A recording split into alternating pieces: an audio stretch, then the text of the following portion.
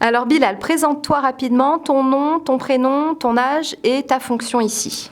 Donc, je m'appelle Bilal de l'Étoile. Donc, je suis responsable opérationnel de supervision. J'ai 23 ans. Je suis le plus jeune de mon équipe. Dans une équipe un peu mixte, mais je suis le plus jeune. Et ça fait maintenant 6 mois que je suis arrivé à la supervision des services. Alors c'est quoi justement ce poste? Alors, le poste de responsable opérationnel de supervision, c'est le manager de proximité donc d'une salle de supervision qui est composée de 4 à 5 superviseurs en fonction des heures. Donc, il est là pour garantir le rétablissement des applications et des services de grand public Orange. D'accord, H24. H24, 7/7, 365 jours par an.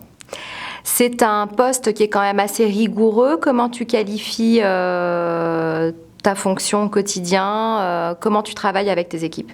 Alors, on est dans une relation en 3-8, c'est un peu différent que la relation de bureau, puisque c'est des personnes qu'on voit dans des contextes nettement plus différents, puisque le 3-8, on voit également les personnes le samedi matin ou le dimanche matin très tôt. Donc il y a ce rapport un peu plus proche qu'un rapport bureau standard. Donc il faut être rigoureux sur ce genre de poste, parce que comme j'ai dit, le 3-8, c'est difficile. Il faut avoir une certaine hygiène de vie parce que effectivement on peut vite passer à côté de quelque chose avec la fatigue. On peut vite se rendre malade aussi, le fait de ne pas assez dormir ou de pas assez prendre de repos. Et puis le côté management avec mon équipe, c'est bien sûr un management de proximité, donc je suis plutôt cool avec mes équipes. Alors après, on reste toujours dans le cadre professionnel et on garde toujours une certaine rigueur lors de la résolution des incidents. C'est-à-dire qu'on peut très bien parler de tout et de rien. Quand on passe en mode incident, on part en mode professionnel, donc on travaille, on est carré. Et après, c'est une relation plutôt proche que j'ai avec mes superviseurs. Alors toi, tu es un peu un good cop et un bad cop, d'autant plus que tu ne travailles pas qu'ici, en fait, tu es gendarme réserviste. Raconte-moi un peu. Oui, effectivement, j'ai une famille de policiers et de gendarmes. Quand j'étais plus jeune, je voulais rentrer dans la police parce que j'aimais bien le côté temps réel, le côté intervention, que justement je retrouve ici, notamment en supervisant les services d'urgence. Mais du coup, oui, effectivement, j'ai ce double casquette good cop, bad cop, dans le sens où en tant que good cop, je suis censé être là pour soutenir mes équipes, pour les valoriser quand le travail est bien fait. Et bad cop pour remettre les choses au clair quand parfois les process ne sont pas bien appliqués alors que c'est connu. Ou au côté gendarmerie, va verbaliser quelqu'un qui grille un feu rouge ou qui téléphone au volant. C'est cette double personnalité. Donc c'est plutôt cet aspect vraiment temps réel que j'ai retrouvé dans ce poste-là, qui m'intéresse aussi côté gendarmerie. C'est le côté imprévisible. Et ça, c'est un effet palpitant et un effet pas mal d'adrénaline.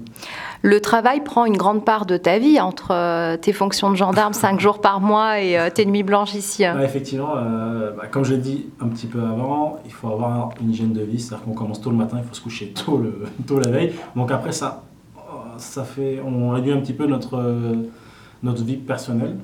Effectivement, faut en être conscient parce qu'on a le 24-24, ça coupe déjà un week-end sur deux. Donc qui dit un week-end sur deux dit pas quand on travaille, on a zéro vie perso le week-end parce qu'on se repose. Et effectivement, moi je resterai sur avoir une hygiène de vie. À partir du moment où on a une bonne hygiène de vie et une vie personnelle saine, on arrive à s'en sortir. Voilà. Comment tu transmettrais ton savoir-faire à un éventuel stagiaire sur une journée? Qu'est-ce qu'il pourrait faire à tes côtés? Quelle devra être son attitude? Alors, pour être simple, je pense que l'idéal, ce serait qu'il suive le temps réel.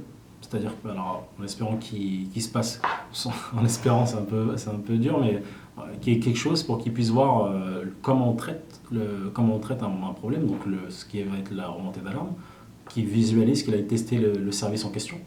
Comme ça, il va pouvoir tester un peu nos plateformes de service. Après, si jamais il n'y a pas d'impact, tant mieux pour nous, mais s'il y a un impact, il contacte l'entité exploitante ou l'astreinte en fonction de l'heure à laquelle il sera présente. Après, qu'il vienne avec moi pour que je lui montre comment on s'occupe de la communication, côté externe, pour qu'on communique auprès des clients. Et puis après, il sera avec moi sur le pilotage de l'incident. Donc résoudre l'incident, c'est-à-dire aller toquer toutes les entités pour voir comment on va rétablir le service. Donc il va avoir tout ce suivi de la vie en fait, de l'alarme jusqu'à la résolution de l'incident. Très bien. Et en quoi tu serais la personne idéale pour nous parler de ton métier? Pourquoi on devrait te choisir toi pour... J'ai des collègues qui sont très bons aussi. Je pense qu'on n'a pas vraiment... c'est pas un duel parce qu'on est tous dans la même équipe. Après, je pense que j'ai cette proximité avec mes équipes, peut-être un peu plus poussée que mes autres collègues, de par le fait que je sois plus jeune. Donc j'ai été, dès le début, j'ai essayé d'installer une relation de proximité. Donc forcément, ça se ressent en salle, parce que ça communique un peu plus, parce que les gens viennent me voir pour le côté professionnel, mais s'il se passe rien, ils viennent aussi me voir pour parler, de discuter tout et rien. Et c'est vrai que ça crée une ambiance et une dynamique professionnelle qui permet, on l'a vu dans les précédentes expériences, dans les résolutions, d'être très rapide sur les interventions.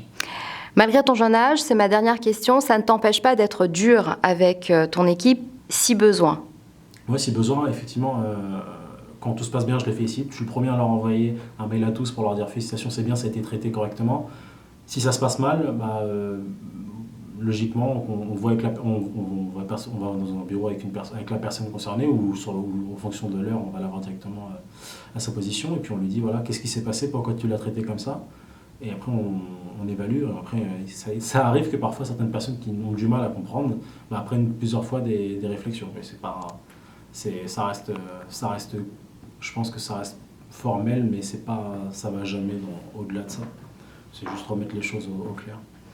Très bien.